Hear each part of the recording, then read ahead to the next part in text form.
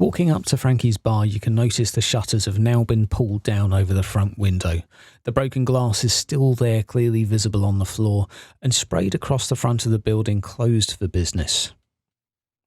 Stepping inside, you can hear a small, whining, whirring noise coming from the back room. An irritating, high-pitched noise, that of perhaps an electric drill or some other instrument. Stepping inside, you can see Frankie stood opposite Boris, smoking a cigar. Boris, still tied to the table with his wrists and arms bound, looks slightly better than he was when you last saw him. However, he's currently being drilled into at the side of the head from a third individual within the room, an old, decrepit-looking man wearing thick black gloves, as well as a white apron covered in a mixture of what appears to be old and fresh bloodstains. You notice beside him an array of tools, saws, drills, and vials, as well as injectable needles. Frankie looks over toward you. Now, you boys have done good sorting someone out to do the dirty work for us. I appreciate that. But we still have a little bit of a problem. If those boys from Dagenham going over to Atchen decide to do a little bit of talking and our name gets dropped in there somewhere, we're going to be in fucking trouble.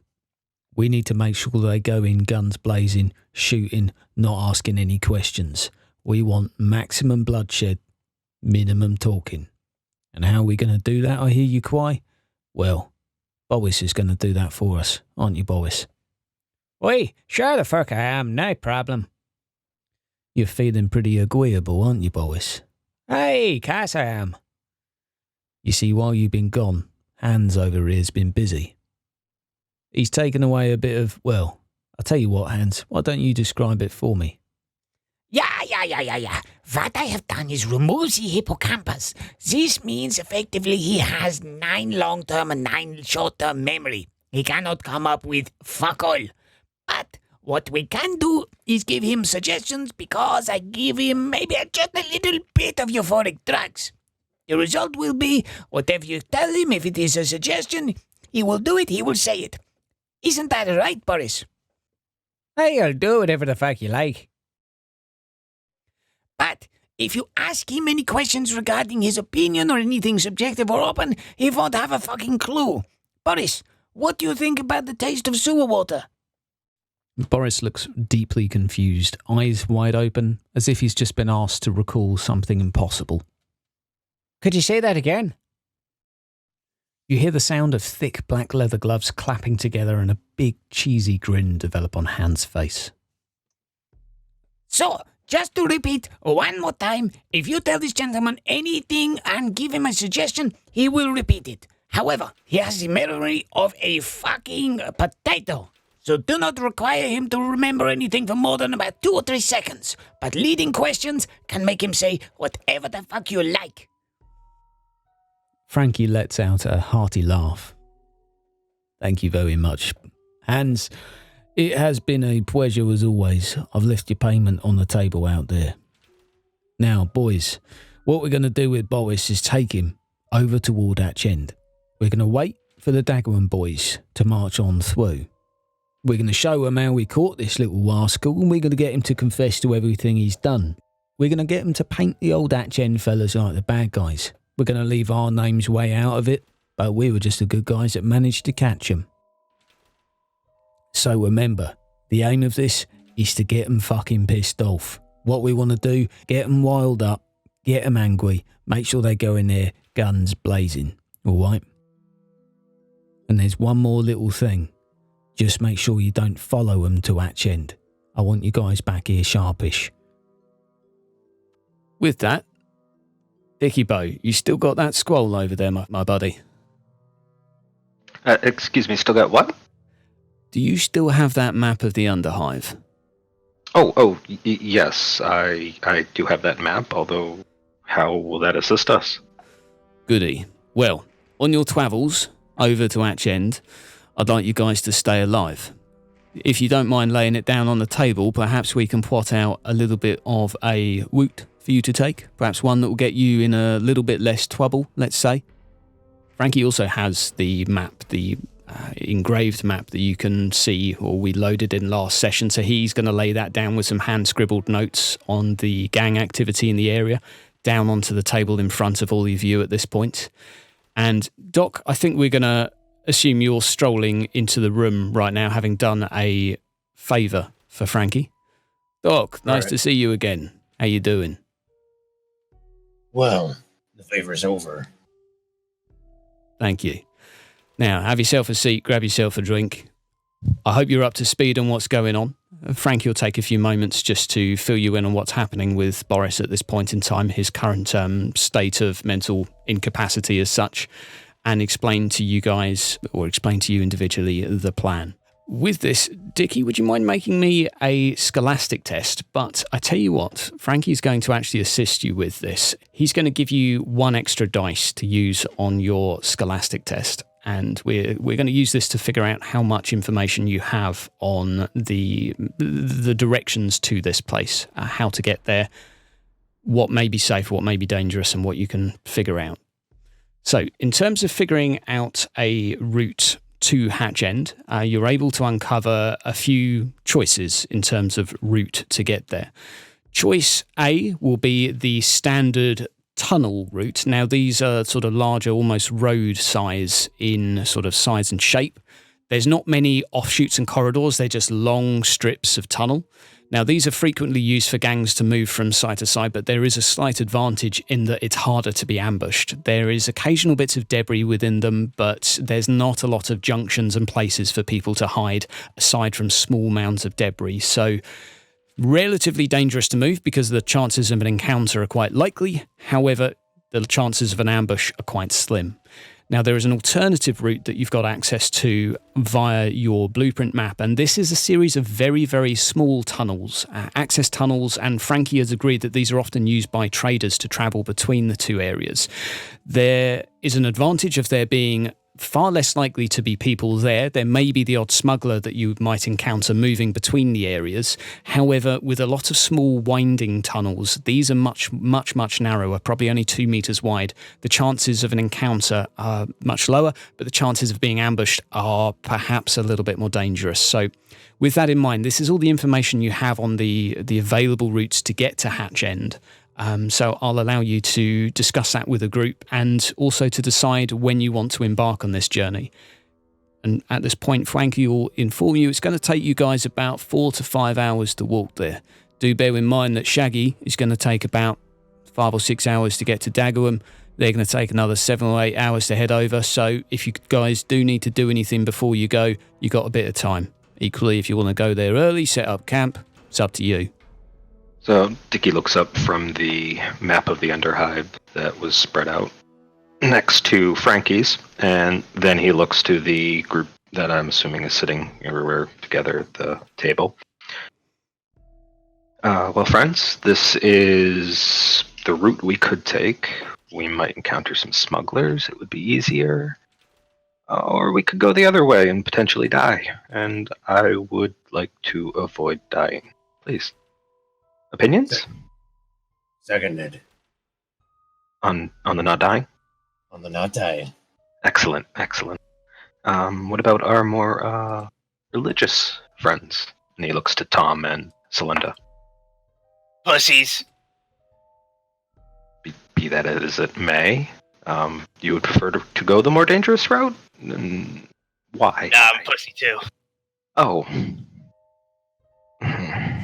Do remember there is a downside to each route, boys. So the small tunnels, although there will be less individuals there is more opportunity for ambush, so they're not exactly perfect.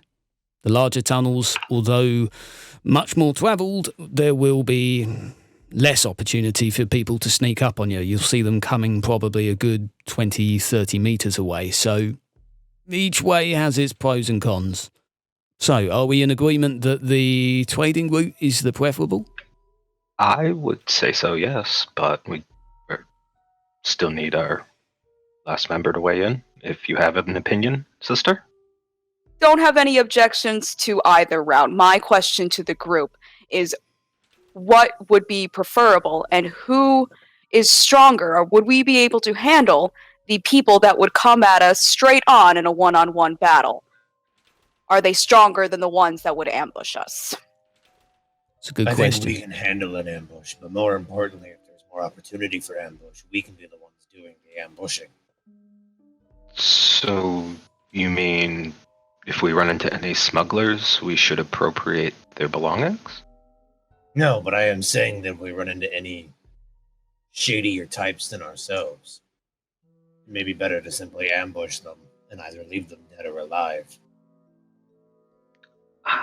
And It's a more sneaky route than the other. whom among us has experience in ambushing others? Because I certainly do not.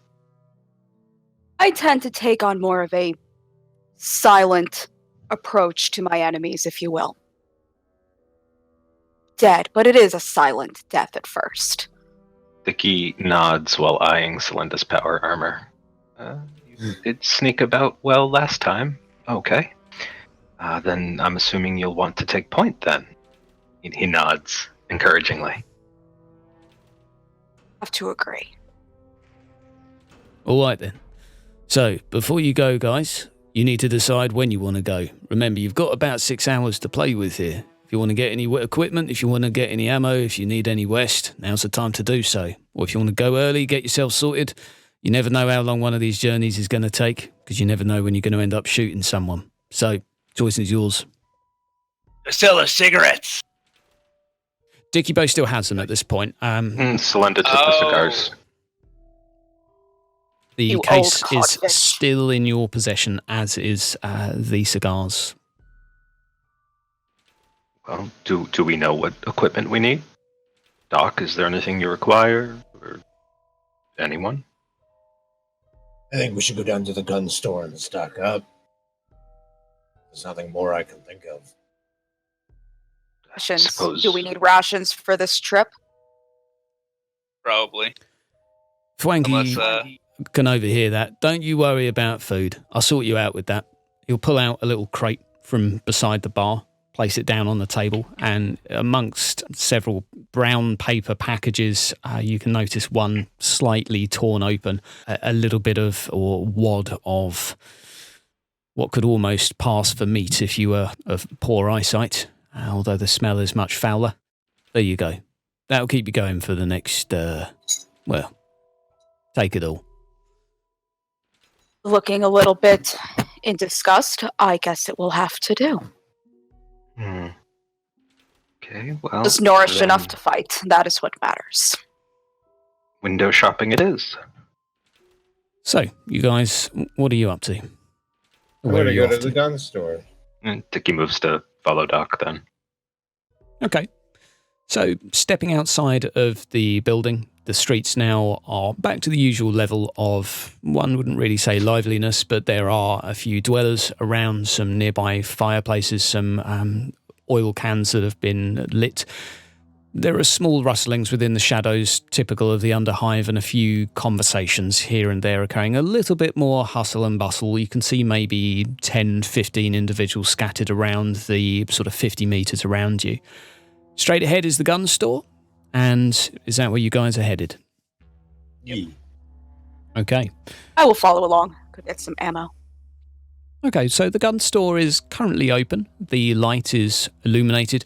Front door closed, but doesn't appear to be locked. The shutters are open. Over to you. I'm just going to look around and see what, just everything he has. Okay, so stepping inside the store, you can see the same dim lighting as before. The middle central table, which is more like a workbench within the area, is scattered with numerous autoguns and auto pistols in various states of sort of disarray, some more functional than others. This isn't so much a display of wealth as much of a various items in a state of mechanical repair.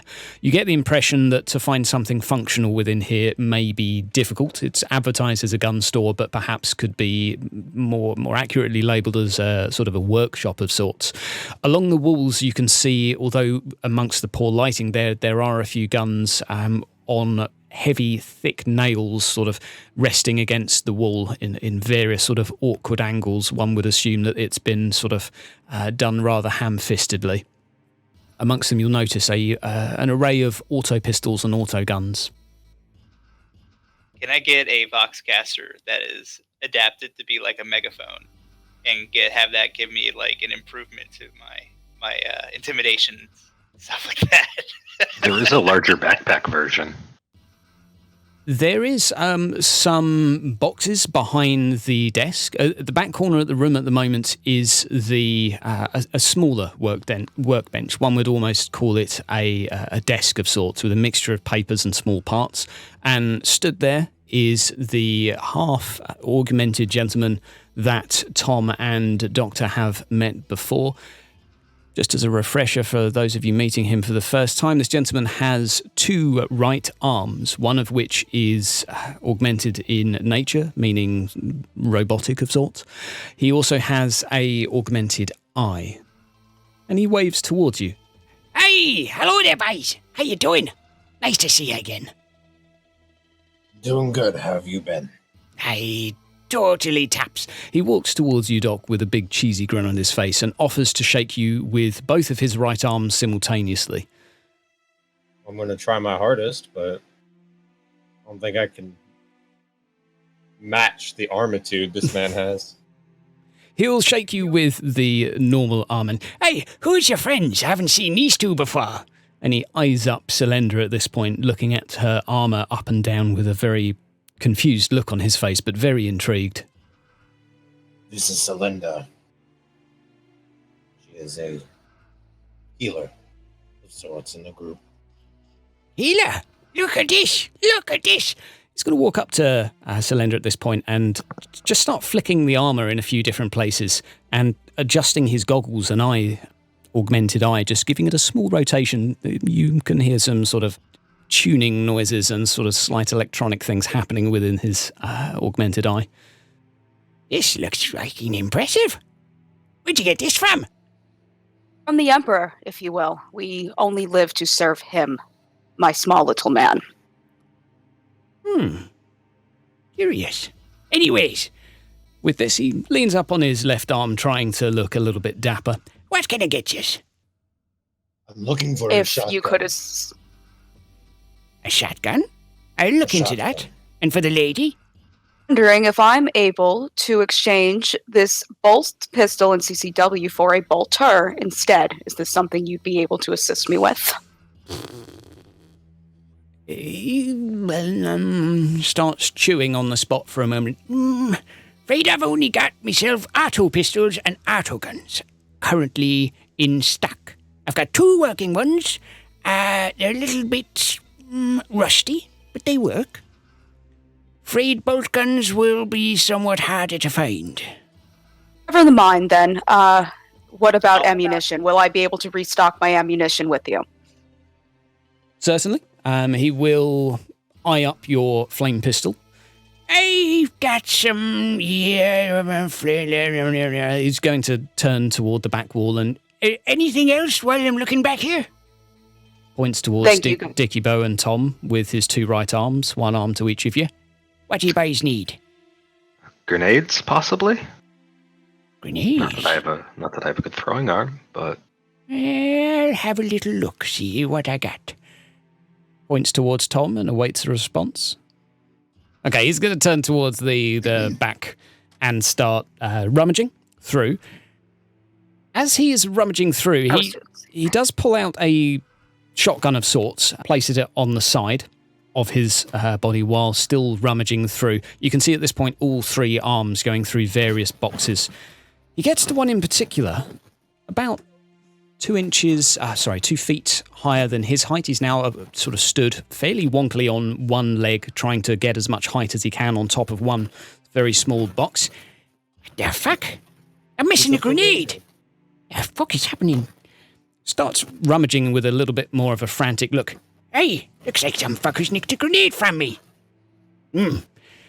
Places a box down on the counter now. You can hear a small clang as this happens, and you can see a batch of maybe 4 or 5 frag grenades all down there.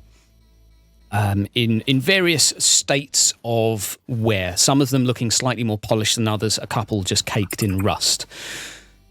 The shotgun, as you eye it up down on the counter there, Doc, is not looking particularly healthy. It still looks like a shotgun, but you can see it's been somewhat repaired and has clearly been used a lot.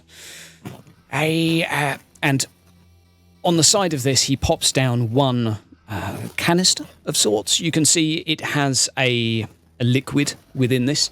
This'll be for your lady. And he hands this over. Nay, how you going to pay?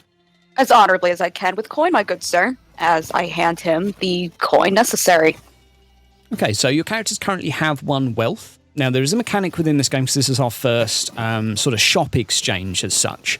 Now, what I'd like you to do is just reference your influence value and roll those dice for those making a purchase. And for the sake of this game, it will represent the influence you have within the Underhive for your deeds thus far. And this might be sort of help your bartering, let's say. So, Lender, you have no issues getting the ammunition from this gentleman. He doesn't need any of your wares. It's a simple thing. As a favour to Frankie, I'll give you this. You're a friend of Tommy's, you're a friend of this old gentleman here. Waves over towards Doc. It's no problem. For the rest of you. For the shotgun, Doc, this is actually going to be a free for you. The gentleman's still in awe of what's happened between you and him. In fact, having fixed his arm for him last time, the shotgun requires no payment. So you can add a basic shotgun to equipment. It'll be up to you to establish what state it's in. But as you can eye it up, it does seem like it's had a fair bit of use. But as far as you're aware, it's an ordinary shotgun, or as ordinary as one would expect within the Underhive. Dicky Bow, he now puts both hands on the table and eyes toward you. Now, the grenades are a little bit more pricey. Well, friend, we're all friends here. I have something I could pay you with, since I heard you murmuring rather loudly earlier about someone having nicked a grenade. I'm an investigator of some small repute in these parts, and I could easily find and deduce who did steal that grenade from you and where they may have used it. That would be good for business. I don't like thieves. I tell you what, I'll give you one as a down payment, and if you find who did it, I'll give you another. Very good. And you can add 1 frag grenade to your infantry. Now, at this point, the gentleman's going to return and turn around to his whatever the hell he was repairing in the back of the room. You can hear him muttering, swearing, tapping on things and whacking various parts of a gun. As he does so with his 2 regular arms, the 3rd augmented arm is just going to turn around to Doc and point at him as the gentleman carries on working. I'm going to point back. The arm Ain't no bitch gonna point at me. The arm at this point makes 2 fingers, brings them towards the back of his head, and then puts 1 finger back towards you again and continues to point. I'm spooked. What? I don't know what that means. It would be I'm watching you if you were to see anyone else do this hand gesture, only that these fingers went to the back of his head. And the gentleman's continuing just to bash this, whatever gun this is. You can hear hammerings, tappings, the odd bit of scraping going on as he's trying to jimmy some form of gun together. He'll turn around. Do you want anything else? I have a question. Yes? I have a question regarding my request from earlier. Yes? Would you know where one would find a bolter in these parts? A bolter is something, let's say, the prestigious may have. A la-di-da head of a gang may have one, but for a trader such as myself, they're like fucking gold dust. It is impertinent that I have one. As a servant of the Emperor, I must to serve him correctly. But thank you for your information. Yeah, well, good luck in fucking finding one. And he turns around and continues tapping on things, batting stuff. Over to you. Well, friends, shall we continue on our way. Do we need other supplies? Does everybody have basic necessities? Insofar as much as perhaps beyond food? I think we're good to go. All right. So everyone is prepared for anything that may happen. Poison, gas, marauding gangs, greedy smugglers. Fucking broke, dude. So, stepping outside the bar, stepping outside the gun store, you're greeted by the same sight as when entering. No one appears to be paying much attention to you guys at this point, although there are a few stood round a nearby oil can that do appear to be giving you a few looks, but very much keeping to themselves and huddled over, trying to keep warm at this point. So Dickie turns to the group and asks, so one last time, we are decided we're taking the smuggler's route. Correct? Agreed. Sounds good to me.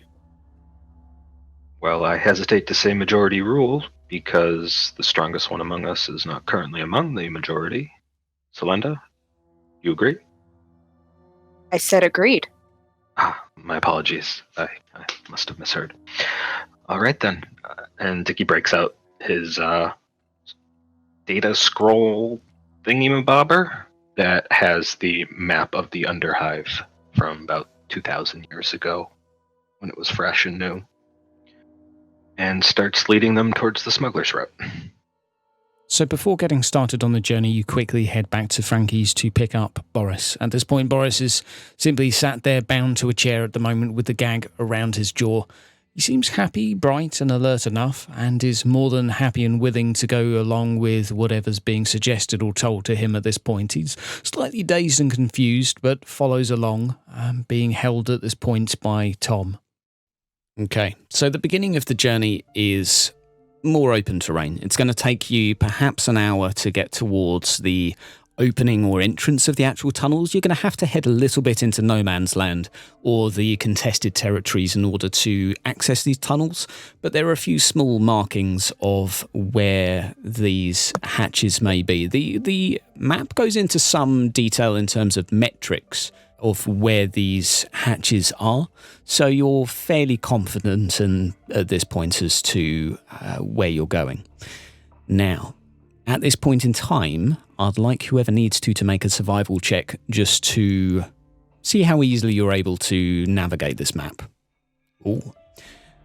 Little complication in that you do manage to get lost on the way there. You find your way to the first access hatch, which is a large sealed metallic door, rusted over very heavily. It almost looks like it's jammed shut and does appear to be locked. It takes you a little bit longer than expected, perhaps 2 hours to get there, simply as you take a few wrong turns.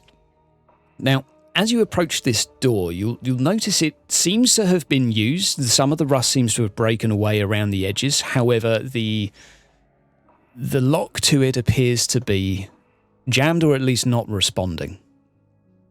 Well, friends, seems we've arrived. Thanks to my wonderful, wonderful map reading talents, and of course your inputs. Dickie would like to inspect the lock. Is it mechanical? Is it electronic? Technical is it? How rusty is it? That sort of thing. You drop me an awareness test. Mm-hmm.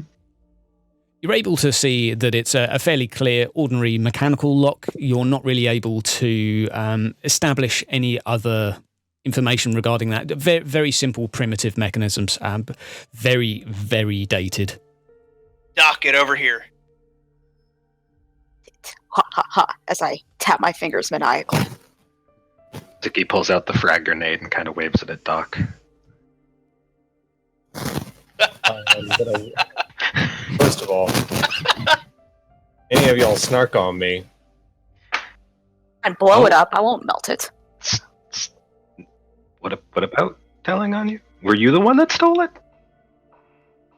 I didn't steal anything. I'm sorry, appropriated. Convenience.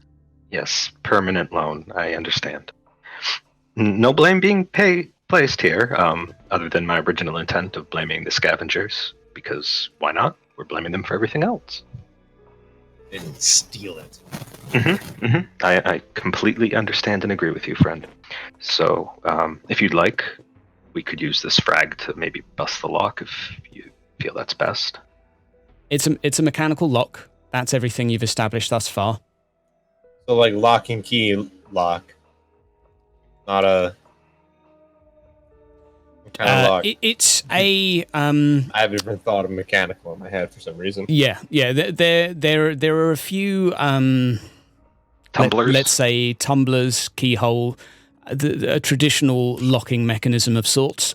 There are a few what appears to be bolts and such a mechanical nature attached to the door. But the main locking mechanism itself seems to be a small keyhole of sorts. I don't have anything to open it. Other than unless someone wants me to just shotgun the door. Would the shotgun work, or do we need something a bit stronger? Perhaps our good sister's fist. Well, let's see if the shotgun works. I'm gonna shoot the shotgun at it. Okay. How are you going to stand as you... how's the group going to be stood as you're taking fire at this? Dickie scrambles for cover. I fall back. He's gone. The bullet will ricochet, but I would recommend everyone step back with me and get behind me, as I am the one with power armor. If a ricocheted bullet hits me, it will do less damage. So the cover Dickie found was Selenda, and he's currently huddled behind her with his black coat, like, just completely pulled around him and with the collar pulled up over his neck. I'm gonna stand As at a good an boy angle. you are. Let's roll a ballistic skill test. You're going to hit it either way, but just to see exactly what happens. So you manage to hit this square in the mechanism, and as you can do that, you can see the door shift very slightly, perhaps only a few millimeters, but you can clearly see something, some effect has been had from this. The locking mechanism is now pretty scrambled, and well, you can see a mess of metal for what once passed for a lock, but you can see that the door is now shifted slightly, and a small amount of dust is almost blown out from the crevices of the door. So do I get to put a flame on it now, is my question. Burn it to the ground. I can move to rip it off. Rip the door off with your power armor. Dickie Okay. would like to kind of fall back a little bit behind the group and keep an eye out on the tunnel behind them. Because we did just fire a shot. Okay, let's have an athletics test from you, Celinda, just to see how much oomph you're going to put into this. Right. Well, fortunately for you, it opens easily. It's fairly clear that the lock was broken and the only thing holding it shut. So the door swings open, despite your sort of a clumsy, ham-fisted approach towards it. You realise that the door's open. Huzzah! Well, if no one is following us, I say it's safe to move forward. Spying into the tunnel, you can just see darkness at this point. No light of any nature or source. You can see it's about 2 meters wide, metallic pipes running along either side, and a sort of metal girder along the bottom. Does that power armor of yours have a light on it? Does indeed. So I move to turn that light on, peer down the tunnel, and motion for everyone to follow my lead. Okay. With shotgun in hand, I'll be right after the point man. My Okay. flamethrower, or flame fire. So what's the marching order here? We've got Cylinder at the front. Then, Cognus? Yeah, Doc Cognus. Then Weird Boy, Scramble Brain Boy, then Tom, and I guess Dickie. Okay. Suggest, since we are walking through a metal tunnel, that we march very quietly as to not attract more attention than needed. Actually, I can go behind Dickie. Dickie can go in front of me. Now, one thing I hadn't asked till now, which I should have, is who's currently handling Boris?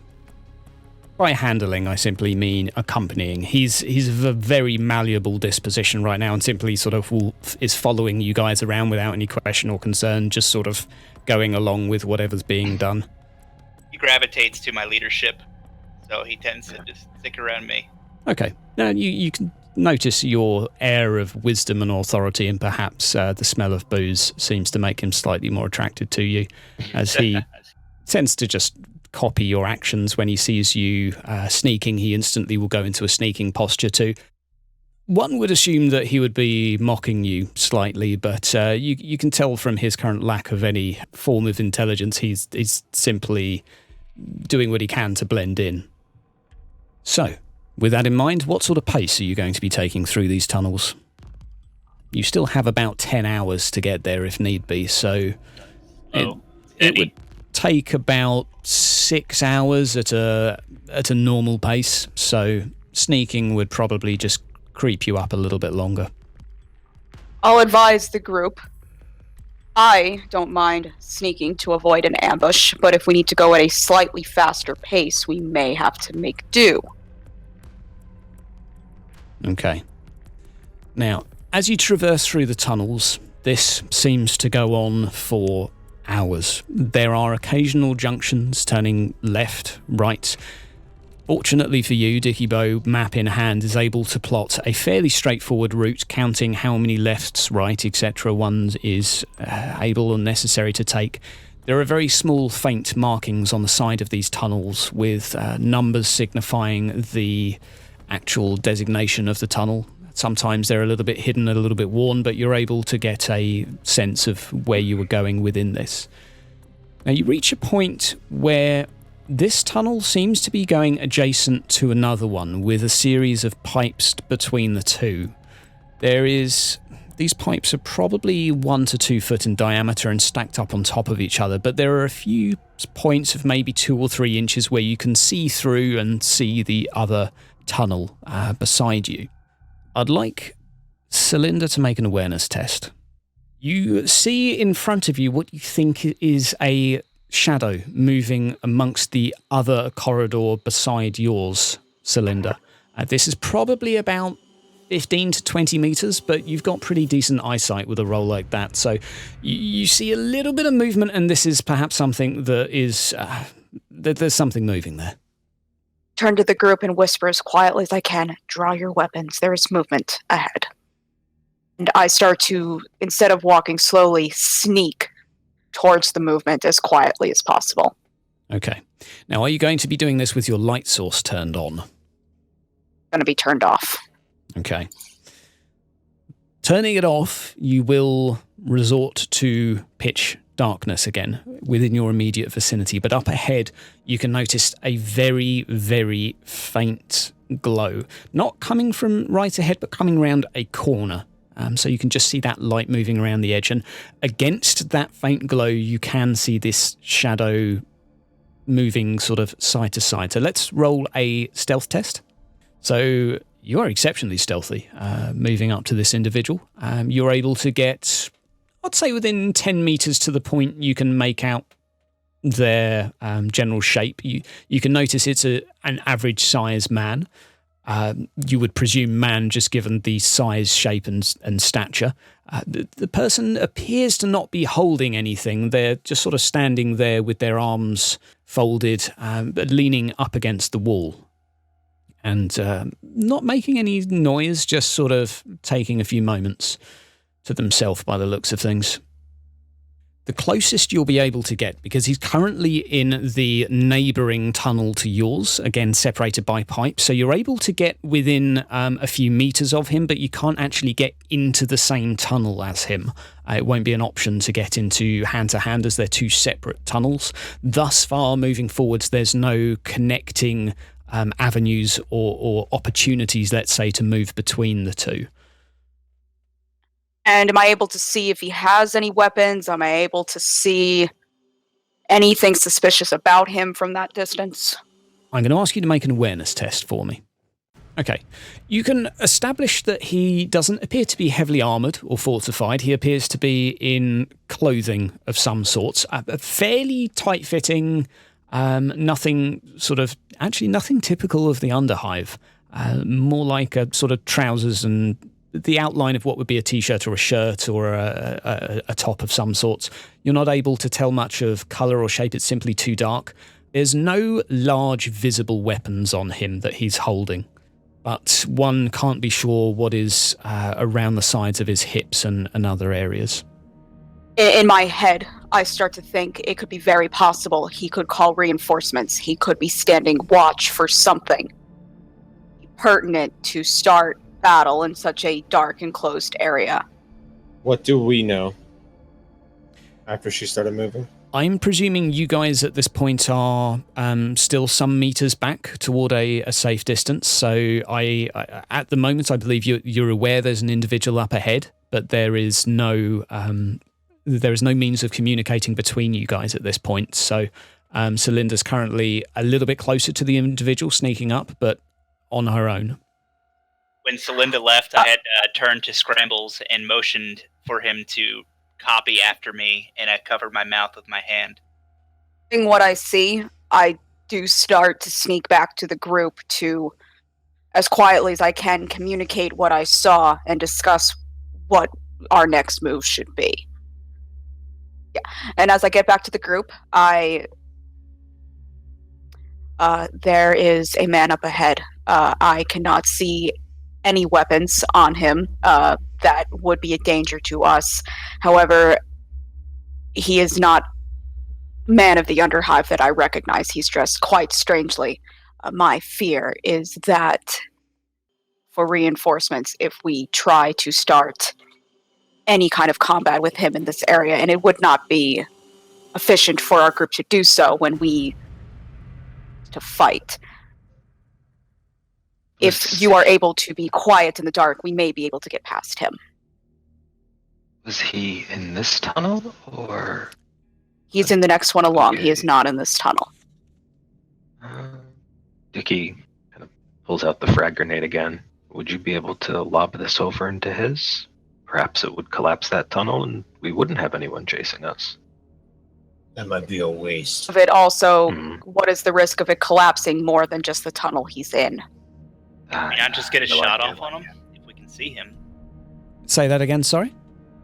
Are we not able to just get a shot off on him, even though we're able to see him? Is there something in the way that's... You could certainly shoot through the pipings.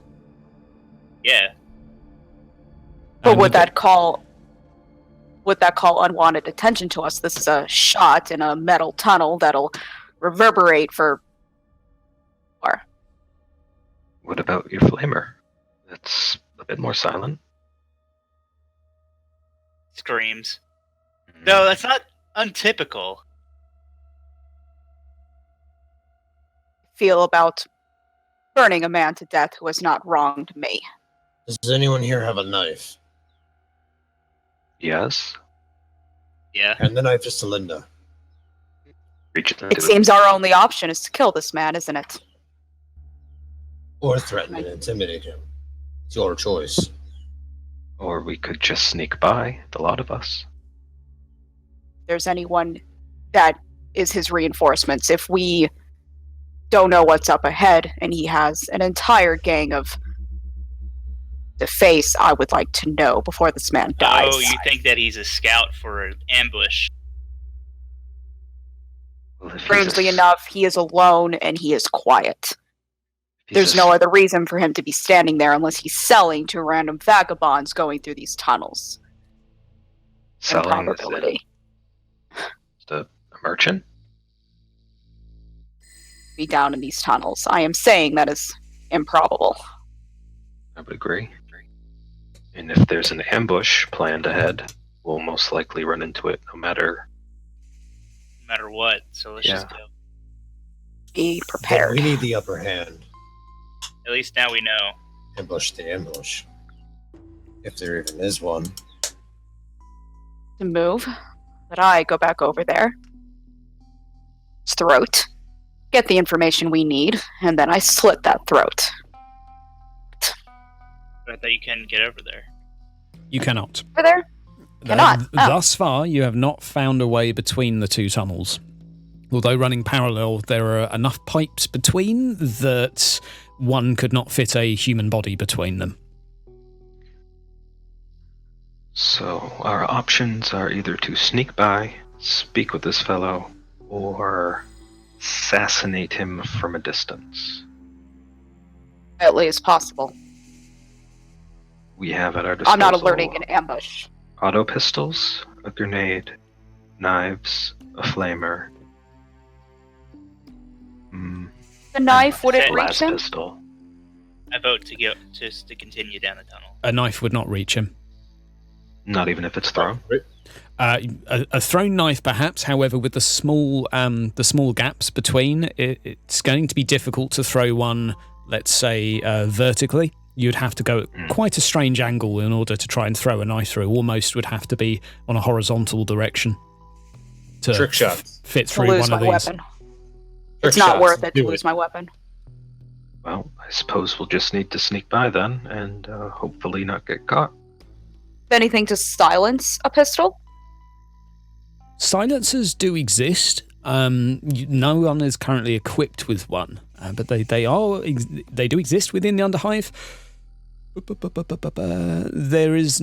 There's not one on their current equipment. There is a bit of metagaming here, but there is a ganger ability that allows one to procure an item retroactively, if you wanted to. And our only true option is to sneak past and be vigilant. We probably know what is ahead. So are you all attempting to sneak at this point? Okay. So let's have a sneak test from each of you. That's my sneaky beaky. Pretty sneaky. Sister Selenda moving gracefully, like an angel of the Emperor. Like an armored Not a noise. swan. How's our lobotomy going? Bo trips over, hurts his knee, and starts going. As Dicky Boat starts to move, I feel like the lobotomate patient is going to be sneakier than that, just because he's too mental. To carry the Just- lobotomist piece of shit. Just spazzing out in the corner. as Dicky Bow begins to move, 1 foot caught among the other falls to his face. Was that early enough to where I won't be seen by this guy? There, Because I'm not at that you're section still yet. about 25 meters away, and there is only a thud at this point. But upon seeing that, Boris, to one side, looks at you and starts to giggle and laugh a little bit. Dicky gives Tom a pained look. Tom's trying not to laugh. As silently as possible. Boris sees Tom trying not to laugh and starts chuckling a little bit louder. Will you shut him up, please? I put one hand over lobotomy boy's mouth. He instantly goes Motion to quiet. shut him up. Instantly goes quiet, looking surprised, and nods at you. I put one finger over my Jock. lips Now, and very quietly go, shh. I'm going to allow Dicky's pride. Tom and Dicky Bow to both do another test as you guys approach a little bit closer. Okay. Oh shit. You're going to get Oh, another. Jesus. Tom and Dicky Bow are going to get another 2 dice each for this. So, sorry, an extra 2 dice. Okay. I like my 2 dice roll better. I'm just imagining my character like doing ballerina twirls, sneaking down the tunnel. The rest of us are tripping over each other like the three. So, despite wearing power armor, which is of a weighty nature, the heel-toe placement of Selenda is nothing short of remarkable, not making a single noise, moving like a feather. Behind, however, are 2 bumbling idiots that are simply crashing and battering into each other every now and again, making small grunts and noises. But as you approach where this gentleman was, you notice he is no longer there. There is still a faint glow coming from around the corner, and you are able to make out the corner he has moved around. The glow has a small flickering quality to it. One would presume that of fire or a natural flame of sorts. You could give me a survival or awareness. Roll whichever one's better. So this is as you guys are approaching the corner which he has run around. You can make out the faint smell of burning embers. It's hard to tell exactly what is burning. It smells a little bit foul, but this would be a familiar smell within the Underhive. It may be burning clothing. It might be burnt materials. It might be flammable sewage. It's a familiar smell to you. Can I assist either of them? Yeah, if you want to try and dig out some more information from it. So you said that's awareness? Yeah. Okay, so... You're not on fire. That thing's on fire. Dickie inhales deeply and then just something goes up his nose wrong and he starts choking and coughing, trying to smother himself. Right, so as you guys are approaching the corner of this faint glow, now this is where your tunnel goes straight ahead, and you're just about able to see this other tunnel that's currently on your right-hand side steer off to the right and go off in a separate direction to your tunnel. You're able to make out the flicker of flames from there, and a couple of shadows that are perhaps breaking up the glow that are intermittently moving. What are you guys doing? Well, I'm definitely pulling out, keeping my shotgun at the ready. At this point, my flame pistol is at the ready, and I am in all directions to make sure that no one is coming for us. Okay. So straight ahead at this point, within your own tunnel, is pure darkness. There's nothing you're able to see unless turning your light back on. Currently, your area has very small strips of lighting coming from the right-hand corridor, which seems to have this glow coming from around another corridor. At this point, Celinda, make me an awareness test. Okay. You can't quite hear or see anything unusual coming from the tunnel to your right. I'm going to sneak towards it anyways, especially since I can't really tell if anyone is around that corner. Okay. There is a point you can get as close as possible where you can see halfway around the corner. This is a point where if you walked forward anymore, you would lose sight, or if you walked back, you would sort of not have vision going down the corridor either. There's just sort of this one sweet spot peering between the two. I'll ask you to make one more awareness test and a stealth test too.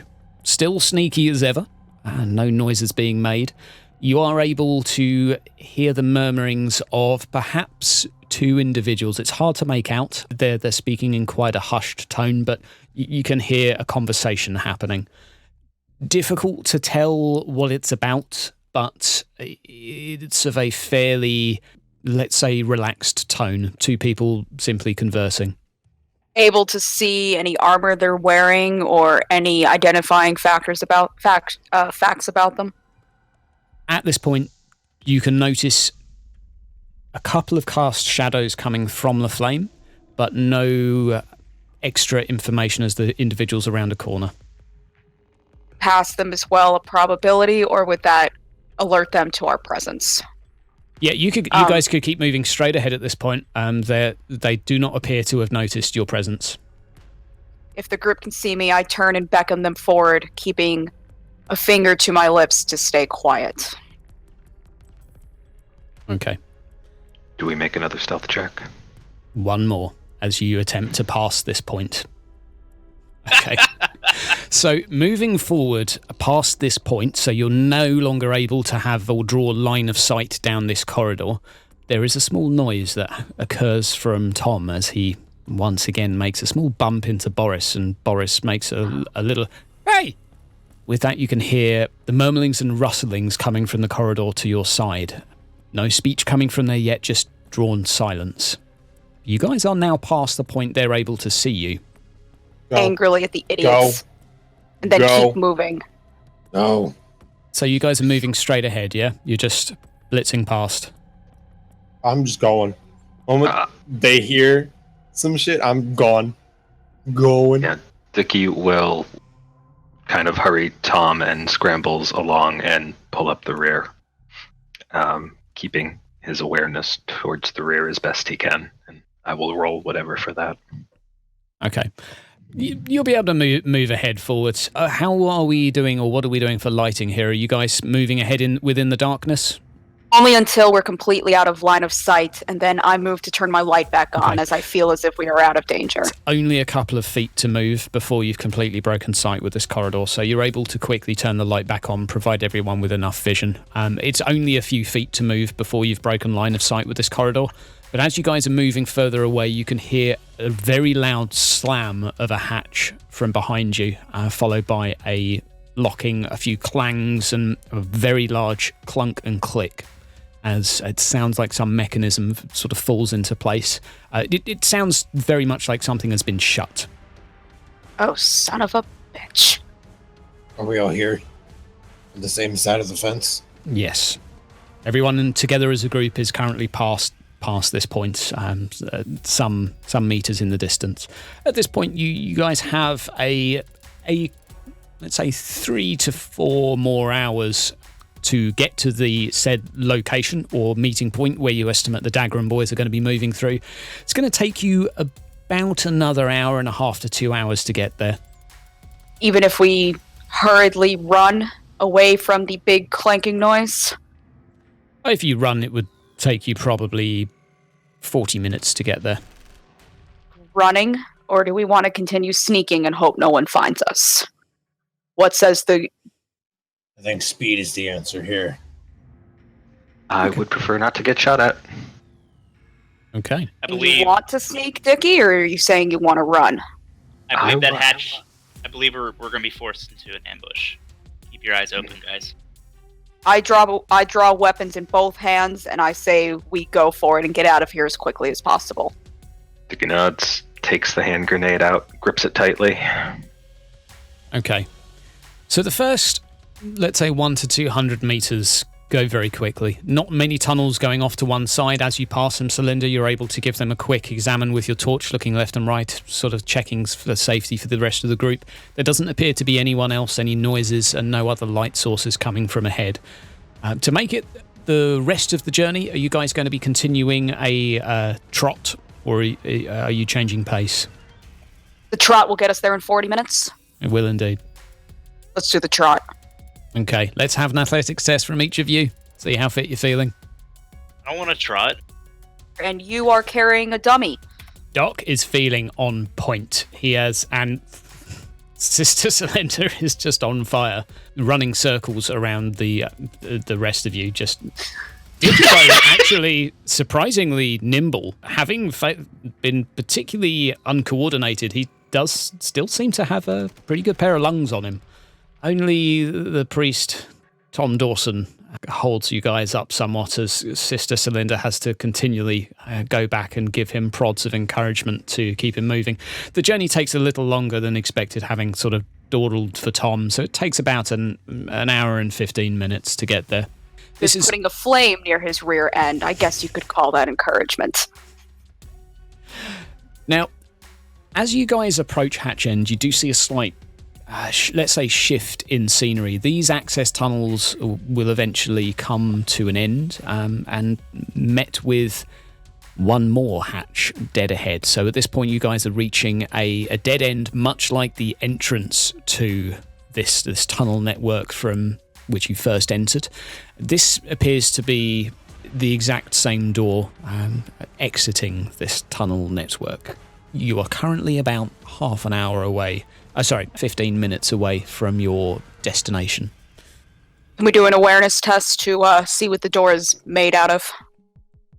Yes, Dickie will be inspecting this closely. Oh, let's both throw me an awareness test, but on first glances you're able to see it's familiar to the other one. Still metallic in nature, incredibly rusted over. Dickie Bow is able to gather a fair bit of information. You accidentally, while checking the door for clues, you give it a little kick with your foot and stub your toe rather painfully. It's pretty thick like the other, but you do notice that the locking mechanism appears to be, or perhaps have been cleaned. There is an area where the rust has been broken away. It looks like this has been kept in better condition. Thrice cursed, ever-forsaken piece of stupid steel. Someone's been through this before. We make sure that Tom and our... No, I'm fine. Do your thing. Don't snap at me, old man. You've held us up long enough. And I move forward to stand with Dickie. It's best, based on what he sees. Shall we open it then? It does seem traveled, and it is also dangerous. I never had a door bite me before. And I move to open the door. This one is somewhat rusted and requires a little bit of strength to move, but for a character of your stature and power, It's not really an issue. You can hear the scrapings of rust as it opens, but it's, as far as the Underhive goes, this is a pretty sturdy and well-kept door. Opening it up, you are greeted by a slightly larger hangar now. You're back into a more open area. This is probably a hangar of, let's say, 50 meters by 40 meters. Pretty high roof to it as well. Lots of scrap and metal kicking around. This is, from what you guys will have heard, this is typical of the scavenger territory. There is junk everywhere. You're currently, according to Dickie Bow's map, another sort of 15-minute walk from the destination where you are confident that the Daggeron boys will be moving through, and your estimate is that they will be moving through there likely in a couple of hours. I move that we continue to move forward. Light on and my weapons drawn.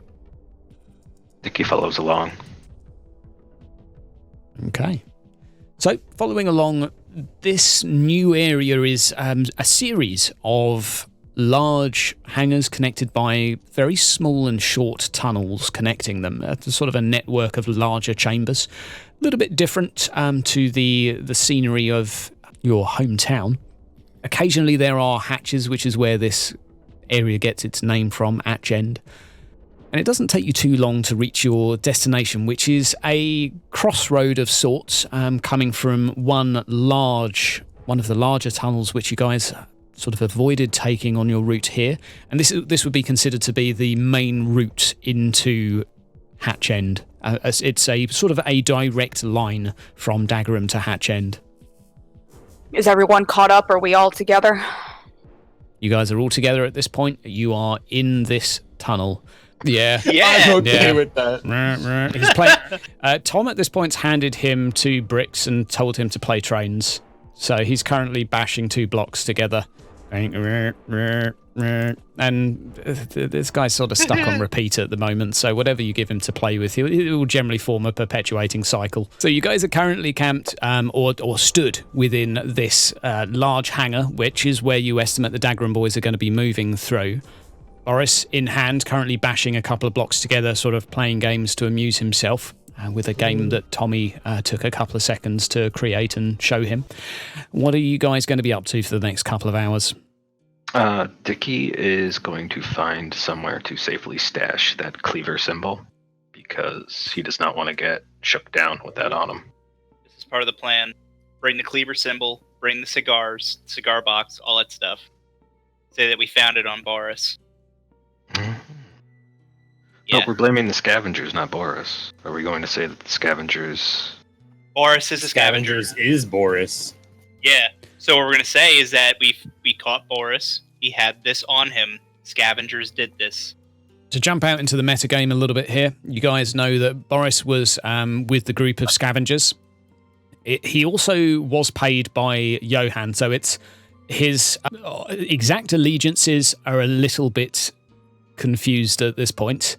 It's not exactly clear what or who, from what you guys are aware, he was working or affiliated with, but his accent, which you have heard, is that of a scavenger. So based on the assumptions from the information that you guys have access to at the moment, it would be that he is a scavenger that was employed by Cleever. Gotcha. Apologies.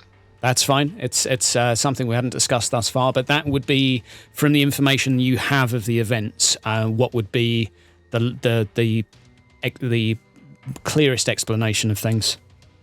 So I'm thinking that the cigar box and the symbol will be our nail in the coffin, so to speak. I agree. Good plan. Okay. Now, at this point as well, I'll just come back to a small note that Frankie's instructions to you personally were that you make sure that the Daggeron boys, that you told them that you found this on Boris. And from appearance, it appears to be a small crumpled piece of paper with a hand-drawn sketch. It's currently sort of, let's say, folded together fairly neatly. Understood. With that in mind, you guys have a couple of hours before the Daggeron boys arrive. You said To not die. that. Good plan. I like that plan. You said that the shotgun was a little weird. Indeed. Can I do some tests and check up what's on it? Yeah. What's up with it, and see if I can do anything to help it out? Certainly, you can do a tech use test to have a little bit of an examination of this weapon to ascertain exactly how it functions. You can do a quick disassembly of the appropriate parts. Jesus. As far as you're aware, it seems like a shotgun. You're not exactly familiar with this model, but it's certainly a shotgun. That much you are aware of. The rest of you, what are you up to during this point in time? I want to play trains with Boris. Dicky Watch Amongst your over own my kind. children. is going Yes. to take out his complete set of Inquisitor, Obi-Wan, Sherlock, Clouseau action moving picks to show to Tom and Boris. And they Okay. can just sit down and watch it like the good children they are. Okay. The good news for this area is there's a little bit of lighting now, so you are able to see these, make out these scrolls of delightful entertainment. So, Celinda, did you say you're keeping watch at the moment? I apparently am watching some children, so as the non-woman of the group, I feel like I should. Yes. So, I'm watching. I'm watch. one last call over the next couple of hours. You guys sort of have a conversation with each other, play a few games with Boris to try and keep him entertained. It's apparent that nothing is sinking in, though. The moment you've shown him a picture and sort of explained something to him, about 3 seconds later, he's pointing to it on the instructions saying, "What the fuck is that?" It's apparent that he is mashed potato up there. Amazing. I like And this. anything else before over the next hour? That this would constitute as a light rest. So if anyone was missing any shock, it would be fully recovered, and no one is currently wounded, so all is well. I double check my chrono just to ensure that we're on the right timing. Successful trip is one where we do not get ambushed. By your estimates, Dicky Bow, there is a minimum of 1 hour before anyone from Daggeram could make it here, even going at a fair speed. So at that point onwards is when you would expect them to come through the area in full force. It may be some time after, but you know the fastest they would have been able to get here will be about an hour's time. So you guys still have a little bit of time to prepare as such. Celinda, would you care to take the grenade? I believe you have the best throwing arm out of all of us. Don't see why not. And I take the grenade and stick it in one of my many efficient pockets. It's one for every. I'm gonna let you guys know to carry small items to be able to throw. I gotta pick up belongs in the small trash stuff to garbage. throw. Yes, we have Thanks small for stuff letting to us throw. know. Thanks. I appreciate that. I couldn't You're have welcome. cogitated that one myself. And now I can scream when you throw it. Yes. While having this conversation, Boris has now picked up a few rocks and started throwing them, one of which hits Celinda on the side of the shoulder. You did, Tom. You've made the idiot throw things.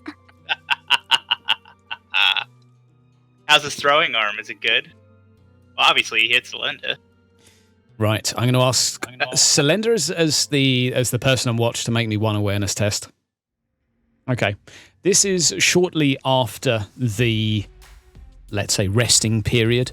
You can see one large figure appear at the end of the tunnel. This is still far earlier than Dicky has signified anyone would be arriving, but you can notice one figure moving toward. I need the rest of you at the ready. Stop playing with your trains. There's someone coming, if you haven't seen him already, with his quite large figure. Dicky squints over to where Celinda's indicating. Can I make a awareness roll? You certainly can. Okay, so you're able to see a figure approximately or getting close to 7 foot tall, behemoth of the Underhive. It is a strange shape and colour. It looks like it's humanoid in appearance, but horrendously disfigured, with one shoulder grossly larger than the other, one arm as well grossly larger than the other. You can see a very awkward and shuffling limp to this, and it's sort of slowly lurching in your direction. Beside it, you see another, slightly smaller. Is the slightly smaller one misshapen at all in any way? Similar in appearance, although inconsistent in as much as it's different to the other. It has, again, the same or a similar shuffling appearance. One arm of a unusual shape. It appears to be carrying something heavy within one arm. You're not unable to make out the details, but it again seems to be a unusual humanoid shape. At this point, they're more or less dark silhouettes in the distance, though, but highly unusual. What do we know about behemoths of the Underhive? What do we know about their weaknesses? You can do me a quick scholastic test just to tell me what you can recognise, Dicky Bow, of these figures. You're able to infer that this is undoubtedly a couple of mutants. They're here before anyone from Daggerum could be. This is unlikely to be affiliated with that. This is just a couple of, let's say, roaming mutants through the Underhive. They're shambling towards you at about the 50-metre mark. They're quite far away. They haven't seen you at this point. But what you're aware of these mutants is that the more disfigured they are, the more likely they are to attack you on sight. There are those that are perhaps more humanoid in appearance that will converse and trade, but those that are more disfigured tend to be more, let's say, Neanderthal in nature and somewhat less conversive.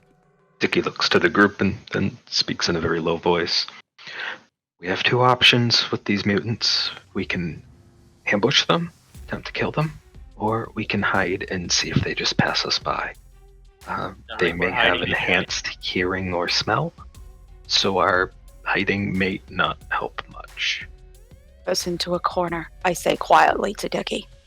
To paint the scene around you, I say we fight them head on. So you're aware of your surroundings. You're currently within one of these sort of larger elongated tunnels, but being around Hatch End, there's still quite a lot of scrap metal and basically crap lying around the place.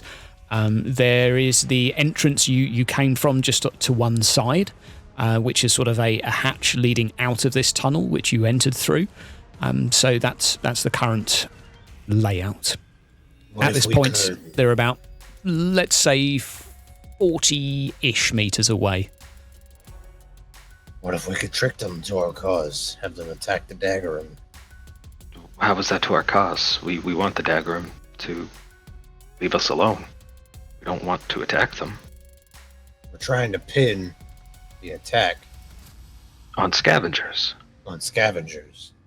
Why would mutants were the lapdog? If we want to pin it on them, we can't be killing off their envoy. They need to be able to know who killed or who to attack. About 35 meters. Did we help the Daggerum boys? If we kill these mutants, it will show our sincerity towards Daggerum because we braved such dangers to wait for them and let them know the truth. Exactly. So let's kill the mutants. So ambush it is. 30 meters. Still not in range. Okay.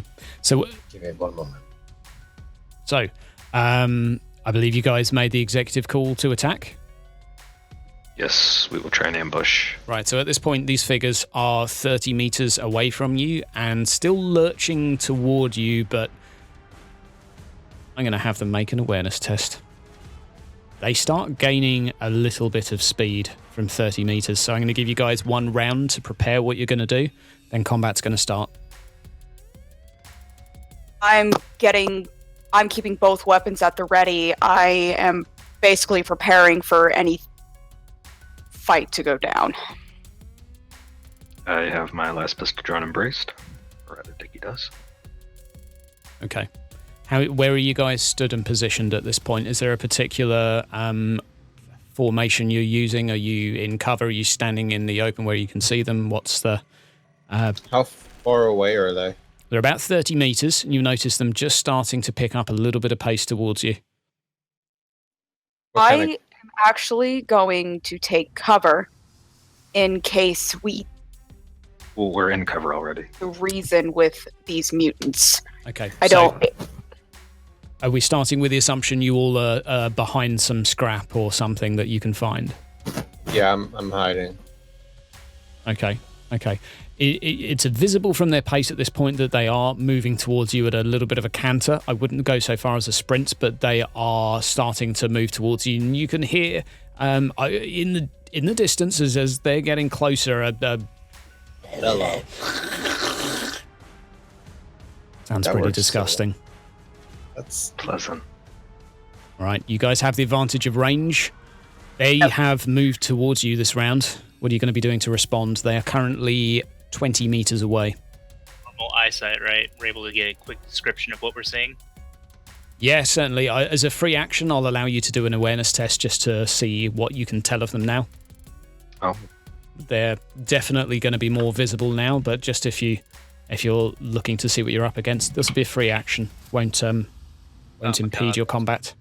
Okay. Oh, man. Tom what is. are they? Tom's have to turn around quickly to take care of Boris and just to try and show him how to sit down and hide and repeat the hiding action. Dicky Bow, you're able to make some information out of this. You stumble slightly and fall, giving away your position. You notice one of them locks eyes with you at this point. Very scary. You're Very able to scary. see the two individuals at this point, one about 7 foot tall, the other probably more about 6. The larger of the two, incredibly muscular, but predominantly through one side of his body. The left side looking a little bit deformed in comparison to the right, but still much larger than an average man. The two arms seem to be more muscle than anything else, but there does appear to be a weird colour to the skin. Pale, looking like he may have died some time ago, but still animated. The other one to his side, you're able to establish that there is one huge claw through one of the hands that he was carrying, which is sort of making a small pincing action as it's swinging back and forth as he's moving towards you. So did I lose any type of action from falling? No, but Okay. he's seen you, and Dicky he's... Bow looks straight at the mutant, goes, hello, and then opens fire with his last pistol from the ground. Okay, so las pistol, Smaller mutant, by the way. okay, you're going to fire at the smaller mutant that's clocked eyes with you. Are you doing a aimed action or any other particular types of attack?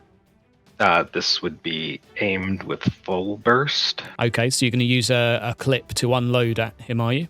Mm-hmm. Groovy. So That you're going to will get a bonus be plus 2 dice. Okay, you hit. You're able to shift 1 dice, so you get 2 damage dice. You can notice the hit hits him square in the chest. He carries on moving towards you, but his pace shifts slightly. You can see his pace decreases slightly, but he is still moving towards you. In terms of game mechanics, he has just suffered from 2 shock. I'll go next, and I will shoot at him with my flame pistol. Okay. Go the full Monty. Now we have the disadvantage of the flame pistol, that it has a slightly shorter range. Without wanting to metagame, I would allow you to do a hold action to open fire as soon as they get a little bit closer as a free action this turn. Would that sound appropriate? She's gonna Basically, flame it if you as the, Overwatch. stand your ground, you're able to wait for them just to get a few meters closer as they move, and I'll allow you to take that as a free action as they get a little bit closer to you.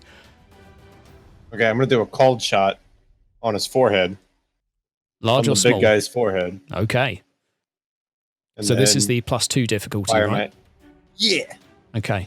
but did you say he's a large creature? He is large, so you will find it slightly be easier a- to hit this.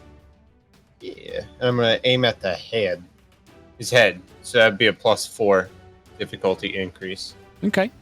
This is going to And then- translate as just a +2 difficulty because of his size. Yeah, let's do that. I'm not aware of any rule that prevents you from doing that. Unfortunately, the shot goes wide. You can see it just graze by the side of his shoulder, but the shot misses its mark. I'm going to motion to Boris to throw his rock at them, Okay. and then I'm going to scream grenade. You can roll me a ballistic skill first to see where the rock goes. Oh, Boris is throwing a spazzes. rock. Okay, so you're not throwing one as well. So you're getting Boris to throw one. Okay, well, Boris is not terrible. Boris does a pretty decent throw, actually. You can see the rock move toward them.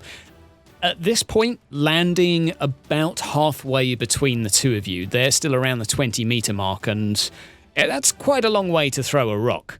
Let's have a deception test from you. Nice.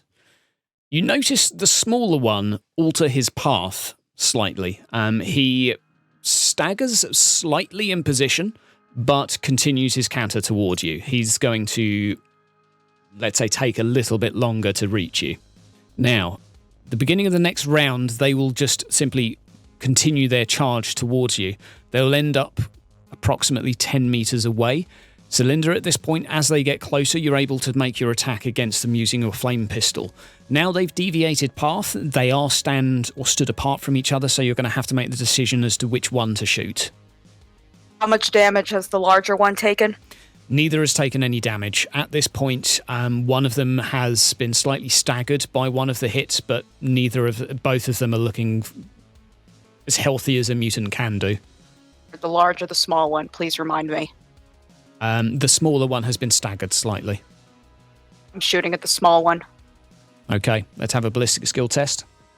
No, you don't get extra dice on that. Holy shit. But Who needs it? Damn. Oh, God. you get to shift 2 extra dice into damage, so can you roll me another 3 dice now to see how much damage you're going to do? The smaller one of the two is again going to see the shots incoming. He is going to attempt to do what he can to mitigate that and step slightly to one side. Now, he does manage to avoid the majority of the flames and get out of the worst of the fire, but his pace is now very diminished and he is looking like he is moving much slower. Managed to be set on fire as you notice his leg burst into flames. He wasn't quite able to make his way out, so he is now engulfed through his right leg, which is just slowly creeping up his body as you can hear some occurring from him. So, at this point, the rest of you have your turn to take. And both of these enemies at this point, the smaller one of the two, which was originally moving towards Dicky Bow, has changed his path to move around the rock. He is now headed towards Sister Celenda, and the large one is still headed towards almost the sort of the center of you. He's not quite clocked eyes with anyone yet. Both of whom, though, are about 10 to 15 meters away. Dicky is going to stand and take another shot at the smaller guy. Can I do an aimed shot, or would you can standing? do an aim? Yeah, standing would be a free action. It would be a simple action, okay. So wouldn't detract Do from I still anything. have a move then? Yes, but you can't move and aim. Okay, then I would like to fall back while shooting a normal shot. Okay, so you would be able to move another 5 meters back or 4 meters back. I believe it would be an average move for a human within the turn. There's no disadvantage to moving, but you're able to increase the gap toward the sort of 18-meter mark away from the individuals, and you can take an ordinary ballistic skill shot at this point. Was that your shot?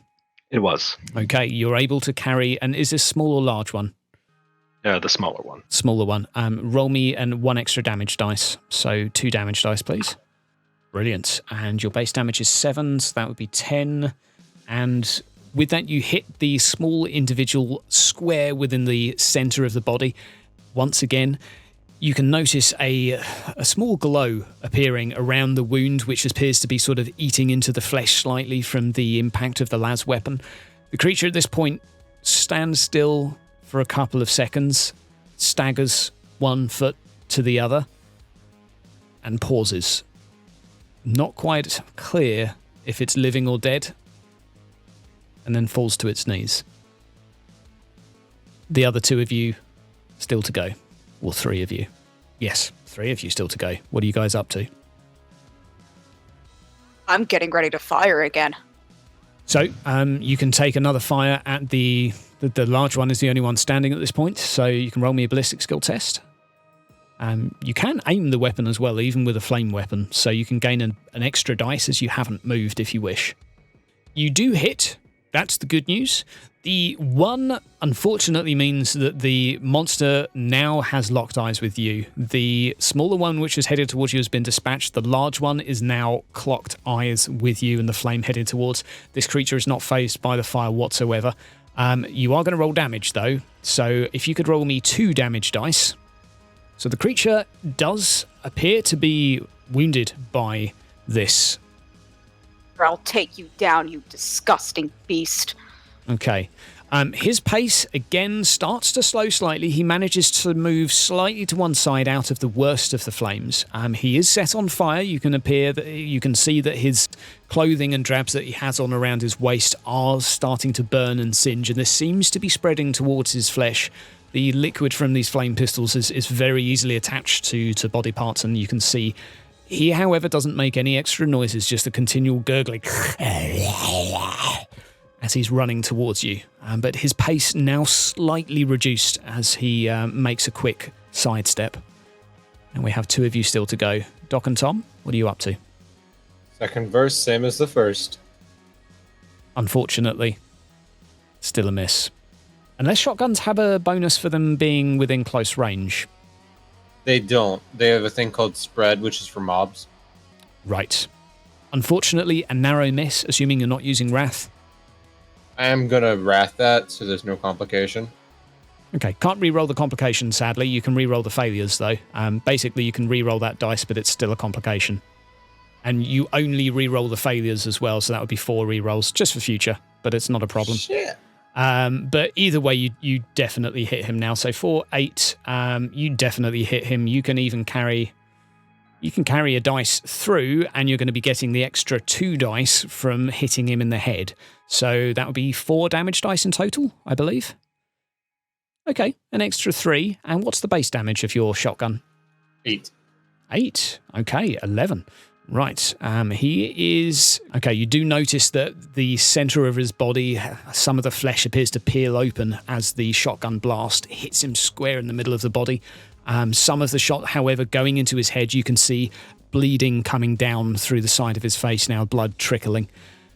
His pace is still consistent. He's still moving towards you, however, and he is looking very angry as he lets out a further gurgle. I guess we'll take a shot. Okay, las pistol? Yeah, no one's in melee with him, right? Nope. He's sort of a 10 to 15 meter range away from you at this point in time, so you've got a good good sight on him. Gonna need more than 2 dice though. Weapons ballistic skill check. That is my ballistic skill check. You have a ballistic skill of fucking 2. Okay. For real? Tom takes a shot. But Or does he really know? It hits Does he really take a shot? Hits the ground about 5 feet in front of him. The good news is that with an imaginary air pistol, Boris also makes a shot and goes, pew, pew, pew, pew, pew, and seems to have a ginormous smile on his face as he's having a fantastic time.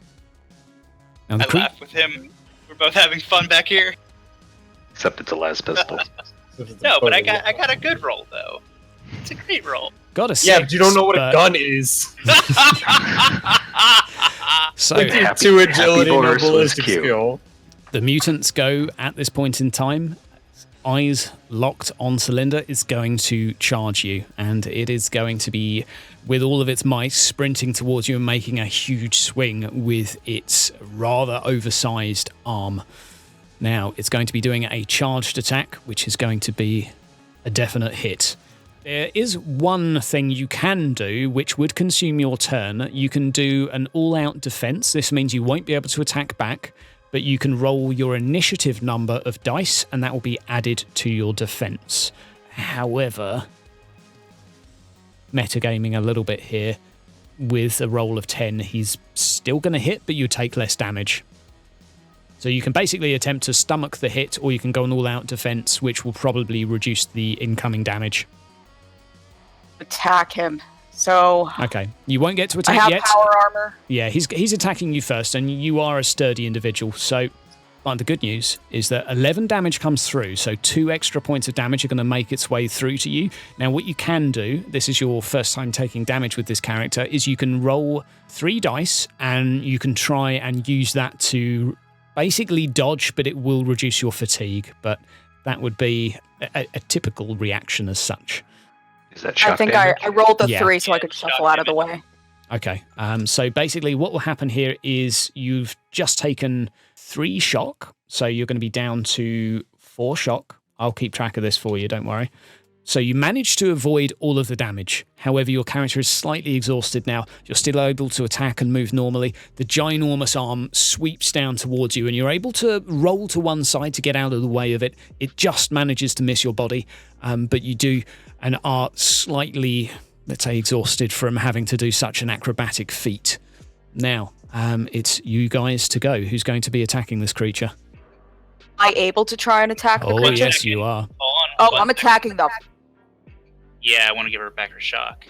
Okay. Okay. Or I can do it afterward. I can give it back. You can do it I after. can give it back to her after. You can do it Yeah, afterwards. It won't make an impact now. So, Celinda, you can make a basic weapon skill test. You're going to get +2 to hit. You don't get extra dice, but it just makes the target easier for this attack. So, a basic weapon skill test, which will be 7 dice, and that is a glorious hit. You're able to shift through 2 of those, so you're going to get 3 bonus damage. Now, I presume this is with your wrist-mounted chainsaw bayonet, which is amazing. So you're able to stab this square into the center of his body and slowly rip upwards through the flesh. What I'm going to ask you to do now is roll me 3 dice to see how much extra damage you're going to do. He is going to take the hit square into the flesh of his stomach, and you're able to tear a piece of him off. Almost a side of his flank starts to sort of peel downwards.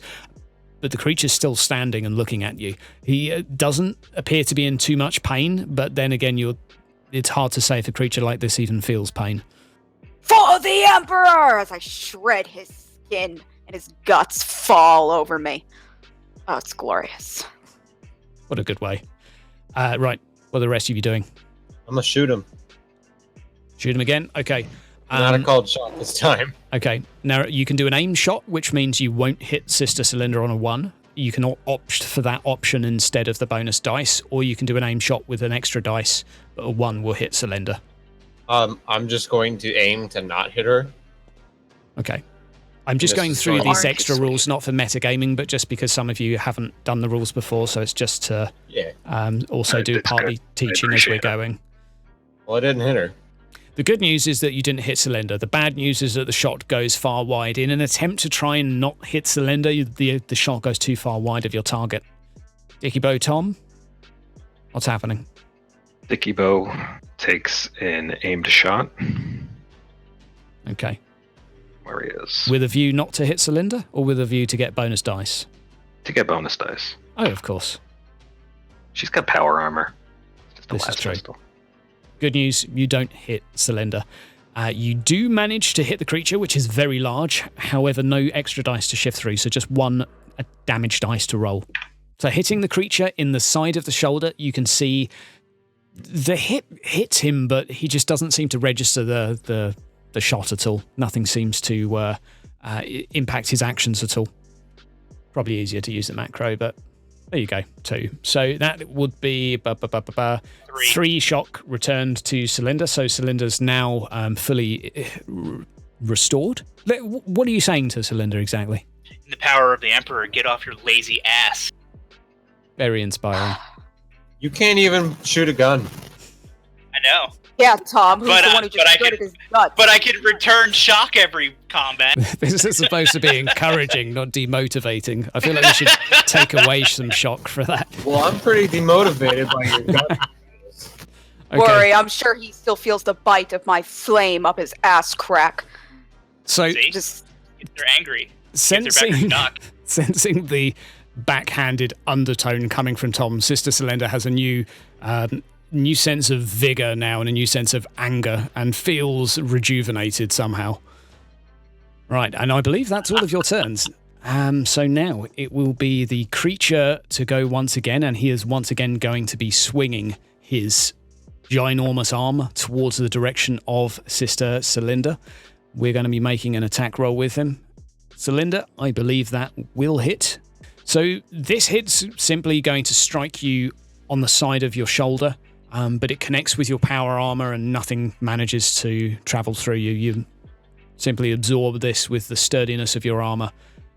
and I stare resiliently at this monster as he attempts to strike me, and I go again with my chainsaw and rear it towards his neck as best as I can. his neck if I could. I'd like to take his head. We'll go for that. So roll me a weapon skill check. This will basically grant you extra bonus damage die. Okay. Thankfully, because it's such a large neck, you're still able to hit him. You're going to be rolling. You can see the flesh again peeled off of this monstrosity. It's slightly staggered by this, but does not slow down in its actions too much. It's slowly, you get the impression it's being whittled down, but is continuing its relentless assault against you. Better come back me up while I've got a chainsaw in his neck. Right. Pew pew. Doc, same shot again? Fourth verse, same as the first. Long Okay, song. you're going with +4 difficulty still. You hit. You actually hit this time. Actually, do you? 3, 4, 5, 6, 7. Yes, you do. You do. You get an extra 2 damage dice, taking you up to 3 damage dice. Okay, what's the base damage of a shotgun? Okay, the shot connects with the figure this time. It doesn't hit cylinder. Another bit of good news. And the creature receives the shot and is again slightly staggered by it as it takes a step backwards onto its left foot and then continues to begin to raise its arm up towards cylinder one more time. Tom and Dicky Bow, what are we doing? Pew pew. Pew pew one more time? Okay. You're Aim a shot. little bit further away now. Yep, aim shot. And is this with an aim of bonus dice or to not hit cylinder? That's bonus dice. She's in power armor. Bonus dice it is. Let's have your shot. A glorious hit. 1, 2.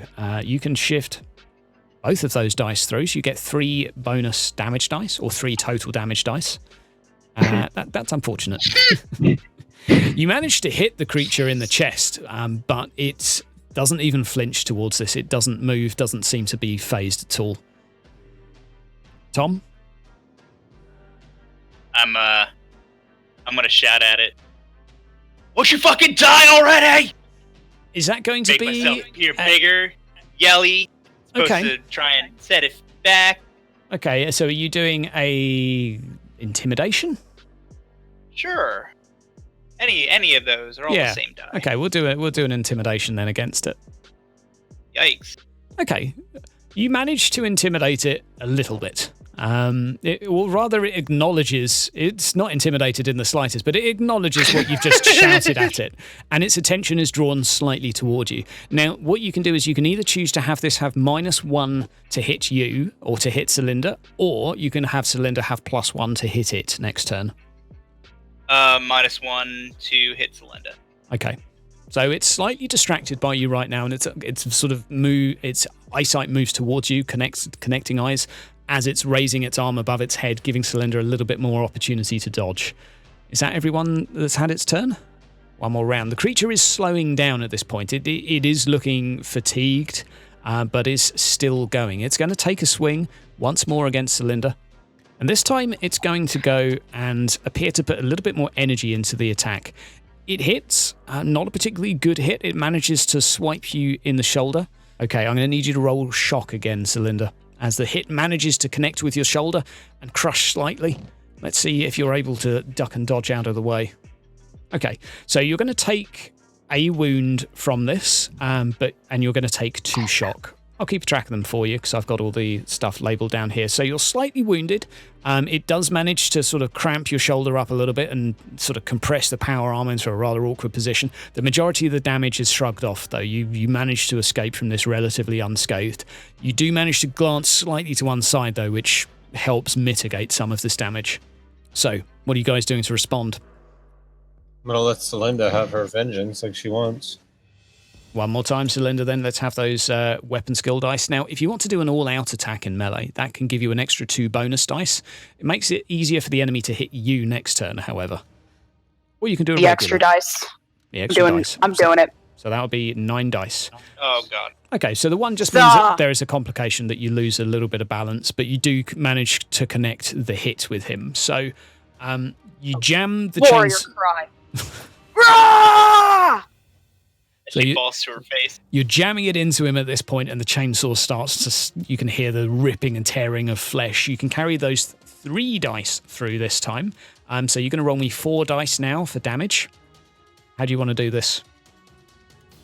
You can describe to me how you kill it. I want its head bad. And I make sure the last blowing tears its head right off his shoulders, and I hold it in my free hand as a trophy of my kill. That's what I want. Okay. For the Emperor again, as he blood and guts pours around me. So, with the head slowly cricking off to one side, you see the motion from the body start turning to a twitch as blood starts spewing out of the neck, drowning you in this putrid stench of blood, more congealed than something of a living creature. It starts to topple over and unfortunately falls toward you. Not crushing you, but making you lose your grounding. The creature lays motionless on the floor, through its head, its body twitching slowly for a few seconds before stopping. So you're able to pull yourself out from the body. It falls on top of you, but wearing power armor, this is of no significance. You're able to quickly push it off and move to one side. Stand slowly, and I catch my breath and admire my new head, my new toy. Dickie gives a very slow clap, las pistol dangling from one of his pinkies. Well done. I tell Isn't it, Dickie, my boy? I tell Scrambles that his sister would really like it if he cleaned her armor. Okay. He moves halfway toward the sister, and as he's walking towards her, by the time he gets there, he just walks up and raises a hand and says, "Hey." And then looks a little bit confused. As Tom cackles in the back. Looking back towards you, Boris starts laughing as well, not quite sure what's going on. Now, only a small amount of time has passed through that battle, less than a few minutes in real time, so you still have yourself about an hour at least before anyone from Daggeron will be arriving to the area. At which point, just to explain game mechanics, there is a game mechanic known as a short rest, which one can take to restore shock. Fortunately, only one of the party members is missing some, but you can equally choose to just simply remain vigilant and not rest while waiting for this party. Sister, why don't you take a rest and I will take over sentry duties? Maybe the good and I doctor sit my can head on the use- floor and I use it as a chair. Now, during this rest, you are able to make a medical action for yourself if you wish. Your shoulder is slightly wounded. You would be able to tend to it yourself. There's a slight disadvantage to tending to one's own medical injuries or physical injuries, but it would be a simple task for you. If you wish to, you would be able to heal yourself. It's an action. Bitch, what's my name? Is anyone else wounded and needs any of my medical care? No. It's all right. Okay. So, Doctor, are you going to assist? Or do the main action? I'll be the doctor, you be the nurse. Or the other way around. Who's got the better Medicaid test between the two of us? So you're able to assist her if you wish. It's a simple task, though. Only a roll of 3 would be necessary to restore the missing wound. But you could certainly throw me an assist if you like. Jesus. Wow. Unfortunately, in an attempt to try and help Doctor, you get brushed quickly to one side. Nurse cognitive. Forever just ruining serve it. your reputation. Okay. Oh my god, guys. So it takes an unusual amount of time, but you're able to quickly rearrange the armor as well as sort of relocate your shoulder to a position where it feels somewhat more comfortable. You can swing it around and regain full range of motion through this again, and it feels like you've shaken off the damage and managed to avoid this with a degree of luck. Ugly Baga took more out of me than I considered. We have a small amount of time left to go, just a half hour before they arrive. Any other actions to do in the meantime? No, vigilance. Good They stuff. may arrive early, they may arrive late, Okay. more may arrive. So Save you're it. standing watch now. Okay. Dickie's So- standing watch, but he does call over to Doc. Perhaps you should take another look at your shotgun. Make sure it's working properly. Yeah, let's do that. Okay, you can do another tech test.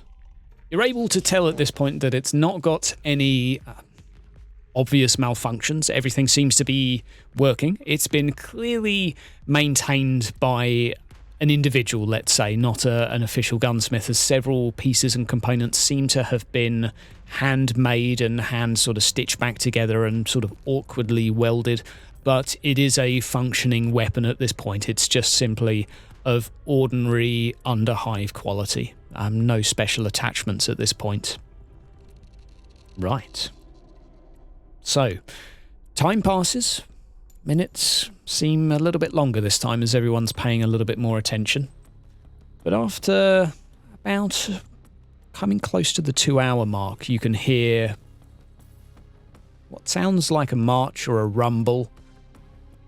Quite a small noise to begin with, slowly get louder, coming from the direction that you are expecting. As this rumbling gets slightly louder, I'd like one last awareness test to see what you can spy for whoever's on watch at the moment. Are you fucking kidding me? Dickie's nodded off. So you're able to see that there is a group heading towards you. Out of the shadows and the dimly lit areas, you can see a large quantity of individuals. You can't tell much information. Anyone else on watch at the moment? Okay, Doc, you're able to tell over a dozen individuals heading in your direction. Varying shapes and sizes. A couple of individuals seem to be larger than the others. Now, these individuals at this point are probably about 40 meters away. It's a fair distance. What are you going to be doing? Should we send Spaz McGee over there? To do what? Can't even remember anything. Give him a gun, point him in the direction, and say, "Don't let go of this," as you make him pull the trigger. No, because we brought him here and we'll get blamed with him.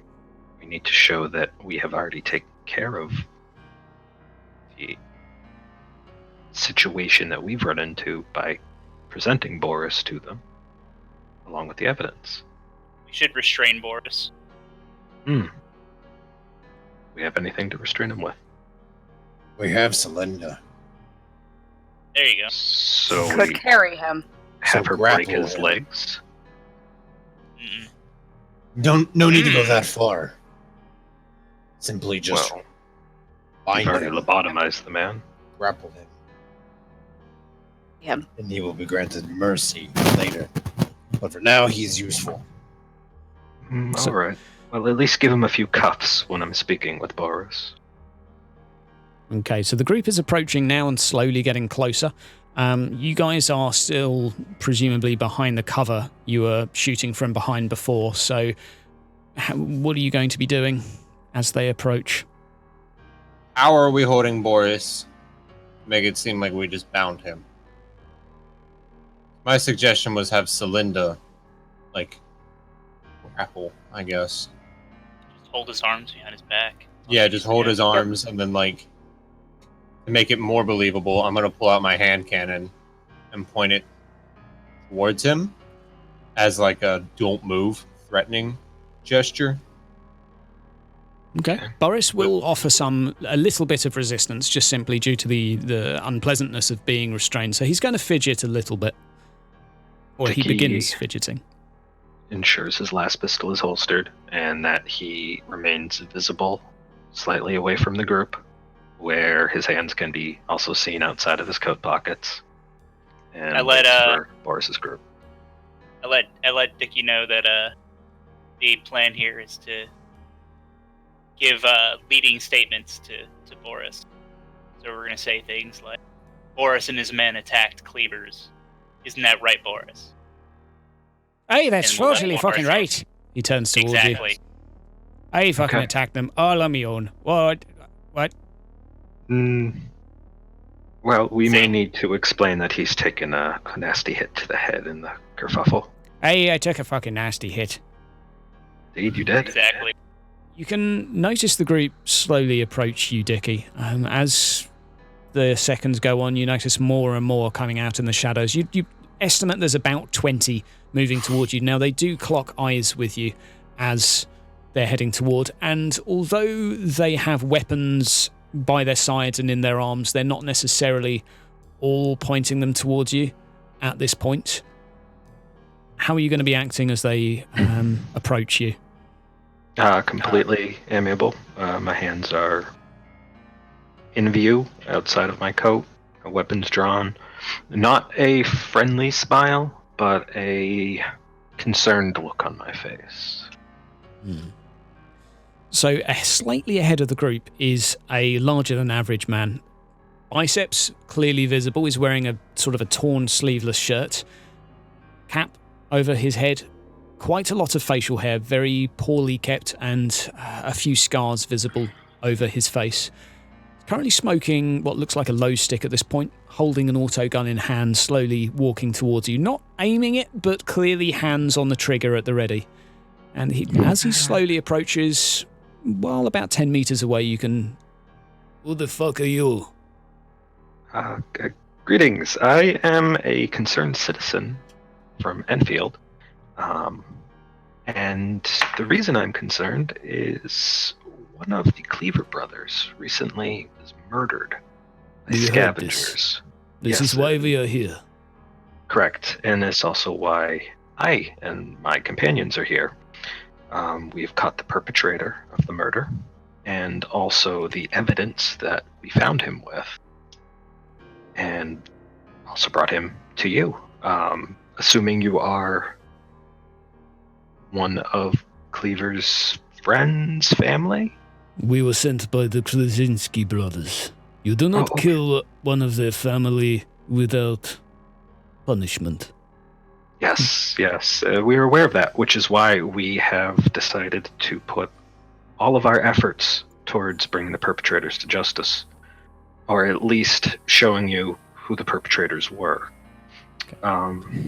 So at this point, there are more and more of them sort of grouping around to form almost like a semicircle around you. They do clock that there is the others as well. They sort of pay attention that you are there, but while one is discussing, they all remain almost deathly silent, just waiting to hear what happens from this conversation. Right. So, shall we get down to it then? Where is he? Over there is Boris, a scavenger who was employed and betrayed Cleever. He was caught, but suffered a slight trauma to the head, so he's been a little bit out of it. Either way, we did bring him for questioning. He eyes him up at this point, looking much with us. Amused. He's going to walk over to Boris at this point. Are you some sort of fucking idiot? Boris instantly returns. Hey, fucking course I am. What? He quite clearly is an idiot if he murdered Cleever, correct? Right, Boris? I am a fucking idiot. Yeah, and then there were the scavengers that were with you that everybody saw. Right, Boris? Oi, there, scavengers. Oi. Mm-hmm. Now, Boris, if you remember, we found that tin filled with what looked like premium smokables. And we also found Cleever's symbol on you. Right, Boris? Oi, totally right. Can't deny that. The larger individual opens his hand and points it toward you. Where are they? The scavengers? No. The cigars, the symbol. Yes. One moment. I have the symbol, and Dickie produces the Cleever symbol and presents it to the man. Sister or Tom, would you be so kind as to bring over the other evidence we found? Of course. And I carry it over. He starts eyeing up the tin at this point and looking at it, turning it over, opens it. As he sees the cigars, you see his eyes widen slightly. He closes the tin back up and places it within his pocket, tucking it down neatly. This is stupid. Why would anyone attack him? Why would you fucking do this? And points towards him. He's starting to get a little bit agitated at this point. You can see a little bit of a squint and some of the blood vessels over his face starting to come on a little bit more prominent, but he's still, you get a sense he's still struggling to maintain his composure and act calm as he starts poking a little bit harder. Why would you do this? Boris responds, what? Dickie walks over and gives Boris a smack upside the back of the head. Answer the man. Tell him you did it. I did it. It was me. Fucking did it. Then I look to the larger man. Excuse me, I don't think that anyone can understand why an idiot would do anything other than they do it. And we don't really care what you did with this man, but if there's anything else we can do to assist you in assisting the Kaczynski brothers and ensuring that proper punishment is meted out to the scavengers who accompanied Boris, please let me know. Okay. He reaches in towards his coat pocket at this point. He puts the auto gun down to one side and pulls out a smaller auto pistol, points it straight towards Boris's head, and pulls the trigger. You hear a loud bang, simply loud due to proximity, as you see Boris's head peeled open by the shot, blood splattered all over whoever was in his near vicinity. He is fucking useless. Poor power armor. So, where are they? How shall I go about this with my map? I could make Scholastic, I feel, towards the more nuanced parts, but the survival for the map reading, I'm assuming. You certainly could. You can also consult with whatever Frankie gave you. So I look at what Frankie gave me, which was the note, correct? It was a note. A bunch of small scribbles. Illegible? Do me a Scholastic test. You're able to see that the scribbles and words amongst a couple of lines drawn are consistent with the vague outline of Hatch End. Placing it next to your individual blueprints of Hatch End, you can notice that it appears to be a suggestion as to a route to take. Okay. Dickie kind of compares the note to his map and then looks up to the leading figure and says, well, I can plan you a route using my map and I won't even charge for it. I value my life just as you value your kin's life. So if you were to take this route, and he points out the route, but I'm sure you'll want me to do some type of roll for that. That'll be sufficient. The survival test was enough. You can the bit of that paper. Was scholar. Yeah. Okay. The scholar test would be enough for you to discern the information. Okay. That would be fine. It will take a few minutes for you to jot it down. He's going to be waiting there rather impatiently at this point, saying, "Hurry up." Dickie hurries. And then I'm assuming that I had spare paper on me. Parchment. Yeah. Type. Yeah. You'll have it within your satchel or pockets. And Dickie takes his autoquill out and currently scribbles the directions as best he can, cross-referencing the notes that he barely deciphered and his own old map, and then hands it over to the leader. He takes a quick glance, nods, and places it into his pocket, tucking it down. The others at this point have been polishing, preparing their weapons, and sort of just clearing out chambers and sort of trying to pass the last few minutes. I need you to go back to your town. While you are away, we have sent 30 men to Enfield. It appears if you cannot protect yourself, the Krasinski brothers will protect you. I hope you are better hosts than you have been. And with that, he starts walking towards and makes a finger motion towards for the others to follow and starts marching down the corridor. So as they walk past, each of them that passes close to the body makes an extra effort to kick Boris's dead body. A couple of them shoulder barge you a little bit just to try and give you an intimidating glare to each of the party members as they walk through. These individuals seem to be fairly hardy, battle-ready, large individuals mostly, sort of between 5'6" and 6'5". Some pretty burly-looking men and figures within here. And Dickie makes sure to grimace and quail in terror just to give them the satisfaction, whenever applicable to the bumps. And with that, they fade into the distance, marching down the corridors in the direction you've pointed out. And